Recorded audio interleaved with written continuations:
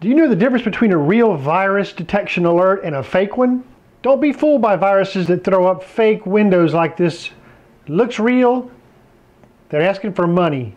Do not pay. Just bring it here to Tim's Computer Repair. We are located here on Savannah's south side, right near the Truman Parkway and right next to Hess Elementary School on Whitfield Avenue.